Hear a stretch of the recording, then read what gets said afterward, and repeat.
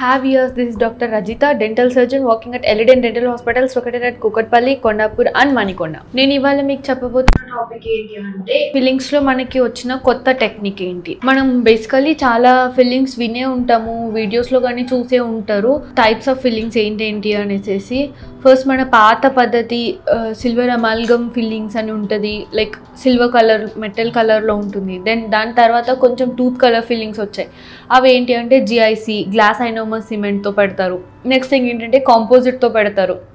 Next thing ఏంటంటే ఇంకా కొంచెం అడ్వాన్స్ టెక్నిక్స్ వచ్చాయి, ఎవరెక్స్ పోస్టీరియర్. దెన్ ఇంకా ఏంటి అంటే క్యాట్ క్యామ్ ఫిల్లింగ్స్. ఈ 5 రకాల ఫిల్లింగ్స్ అనేవి ఉంటాయి. ఇందులో మనకి ఫస్ట్ చెప్పిన 3 ఫిల్లింగ్స్ కంటే అవి కొంచెం పాత ఫిల్లింగ్స్ అని చెప్పుకోవచ్చు, అంత స్ట్రెంగ్త్ కూడా ఉండదు. దీనికంటే కొంచెం అడ్వాన్స్ మెథడ్స్ వచ్చాయి. అవే ఏంటి అంటే CAD CAM filling, then Everex posterior.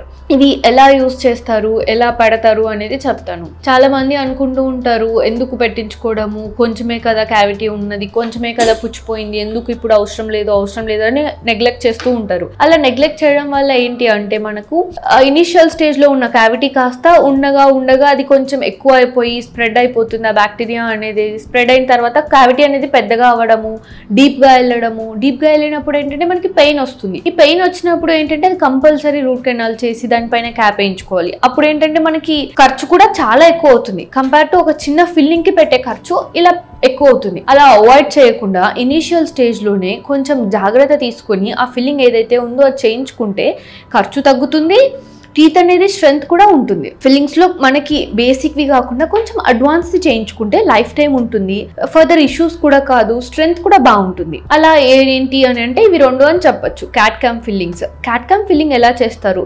First మనకి టీత్ అనేది ఆ ఫిల్లింగ్ ఏదైతే క్యావిటీ ఎక్కడైతే ఉందో పుచ్చిపోయిందో ఆ పుచ్చుని నీట్గా క్లీన్ చేసేస్తారు.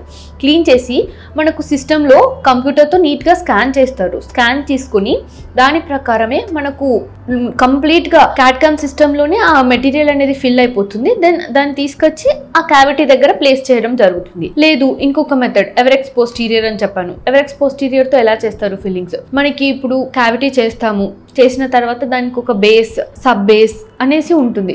సబ్ బేస్ వేయాలి. ఏంటి డైకాల్ అనేసి వేస్తాము, కాల్షియం హైడ్రాక్సైడ్. దీనివల్ల ఏంటంటే మనకి పల్ప్ ప్రొటెక్షన్ ఉంటుంది, పుచ్చిపోవడం మళ్ళీ రాకుండా క్యావిటీని కాపాడుతుంది. నెక్స్ట్ దానిపైన బేస్ ఏంటి అంటే ఇలా ఎవరెక్స్ పోస్టీరియర్ ఏదైతే ఉందో అడ్వాన్స్డ్ కొత్తగా వచ్చింది అని చెప్పేసి ఫైబర్ ఎవరెక్స్ పోస్టీరియర్ అని ఉంటుంది. ఇది ఏంటంటే ఫైబర్ లాగా ఉంటుంది, మంచిగా స్ట్రెంగ్త్ ఉంటుంది. దీనిపైన మనకు కాంపోజిట్ ఫిల్లింగ్ అనేది వేస్తారు టు రీగైన్ దట్ ఎనామిల్ ఎలా ఉంటుందో టీత్ కలర్ లాగా ఉంటుంది.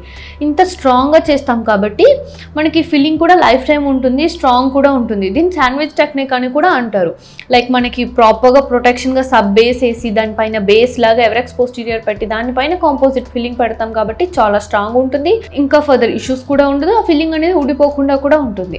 సో కొంచెం కంపేర్ టు ముందు చెప్పిన సిల్వర్ అమాల్గమ్, గ్లాస్ ఐనోమర్, కాంపోజిట్ కంటే ఇది కొంచెం ఈ క్యాట్ క్యామ్ దెన్ ఈ ఎవరెక్స్ పోస్టీరియర్ ఫిల్లింగ్స్ ఏవైతే ఉన్నాయో ఇవి 2 కొంచెం ఎక్స్పెన్సివ్, కొంచెం ఖర్చుతో కూడుకున్నది ఉంటుంది. అవి 2 బేసిక్వి కొంచెం ఇనిషియల్ ప్రైజెస్ ఉంటాయి. ఇది ఏంటంటే ఖర్చు పెడుతున్నాం కదా, లైఫ్ టైం ఉంటుందా ఉండదా అనే డౌట్ అయితే అస్సలు పెట్టుకోకండి. మీరు అంత ఖర్చు పెట్టి చేయించుకుంటున్నారు కాబట్టి అది కంపల్సరీగా హై స్ట్రెంగ్త్ ఇస్తుంది. నెక్స్ట్ థింగ్ మనకి లైఫ్ టైం కూడా ఉంటుంది, చాలా చాలా స్ట్రాంగ్గా ఉంటుంది ఆ మెటీరియల్. ఎవరెక్స్ పోస్టీరియర్ అనేది ఏదైతే ఉందో మనకి ఒరిజినల్ టీత్ ఎంత స్ట్రెంగ్త్ ఉంటుందో అంత స్ట్రెంగ్త్తో కూడుకొని ఉంటుంది. సో బెటర్ దానికి పెట్టే బదులు ఒక 2-3 టైమ్స్ కొంచెం ఎక్స్పెన్సివ్దే పెట్టుకొని లైఫ్ టైం పెట్టుకోవడం బెటర్ కదా. సో ఏమైనా డౌట్స్ ఉంటే కింద కామెంట్ సెక్షన్లో కామెంట్స్ ఇవ్వండి. Thank you.